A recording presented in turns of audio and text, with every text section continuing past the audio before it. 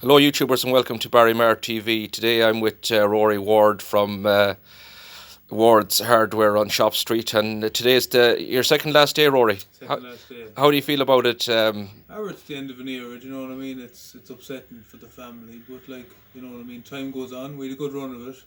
So I suppose mixed emotions, and you were saying there you had a good run now the last week or two. we did, yeah. As usual. So you said you were looking forward to a pint, so maybe I think I'll have one tonight now. and I suppose people reminiscing with stories over the years. Like, what's your earliest memory, Rory? Here, can you remember?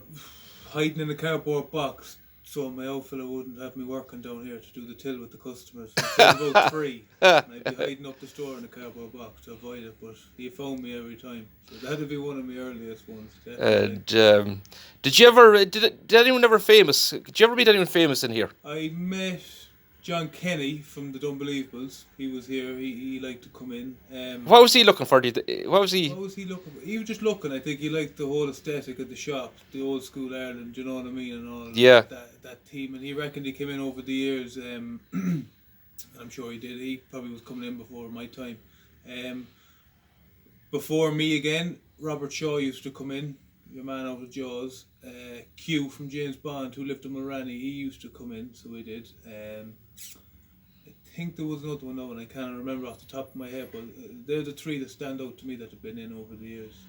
And I suppose like people know Wards throughout the length and breadth of the county. Like it's gone from, I suppose, a hardware shop to over the years to an institution. Like and people will miss it. Like Yeah, big time. And look, we'll miss the people because it was one of them places you could have to crack. You could say what you wanted, and everyone would have a laugh. Do you know what I mean?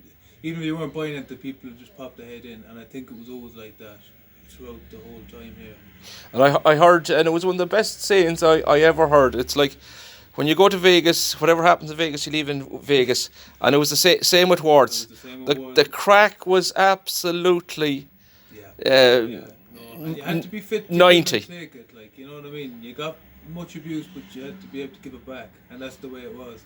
And I suppose that's formed you as a young man too. Like, 100%. you know what I mean? As well as sharpening tools in here and doing keys and everything, you had to sharpen your own tongue to keep up with them 100%. at times. Like, And you learn that from an early age, because if you don't stand your ground, you'll be walked all over. and I suppose too, like, I mean, to say you're dealing with the public, and that's not easy. Yeah, and you would have. Did you ever have to put anyone out? I know we're not talking about a pub now, but Yeah, but But I have myself, and well, nothing, not physically or anything, but I've had to tell people to leave over the years, to leave, you know what yeah. I mean, very rarely now. You know what yeah, I mean? but when you're dealing with the public, it happens. Like, Oh, it happens, and look, it's the same in every game that you're dealing with the public. You know, sometimes you'll just have the one person, and you know, it's just one of them things. But we never held it against anyone or anything. No, no. We just got on with it. Do you know what I mean? And that was just part of the job you're in. But very rarely, very rarely. and I suppose so much about Wards itself, but you always had, and coming from Ackle myself, you always had a serious reputation for being very nice, good people. Like, So they say. do you know what I mean? And that's that word travels the length and breadth of not alone Mayo, but further afield. Yeah. But I suppose to end up the story in a light-hearted note, what was, if at all, and what was the weirdest request anyone has came in here for? Jeez, And I suppose there would have been a few over the years, like. I've had my fair share of weird requests. Now, one thing that stands off the top of my head is one Saturday I was working here, and there was a hen party down. They were looking for. This is going to be good. Well, they when we sold them, the old piss pots or whatever they're called. Now, what they were doing? The piss with them- pots, yeah. Whatever they were doing with them, I haven't a clue. But that's what they. And you had wanted. them, We had them. you had them in stock. We had them in stock. Yeah. The white enamel The ones. one, yeah. Bloody hell! Yeah, whatever. I thought they went out with the Ark. Yeah, well, no. Well, this place still has a bit from the Ark in it. So it does, in fairness. Well, there's a book there from the 1930s that your father showed me, and I think Moses had an entry or two in there, like, He had a signature in that. He paid in cash at least. It wasn't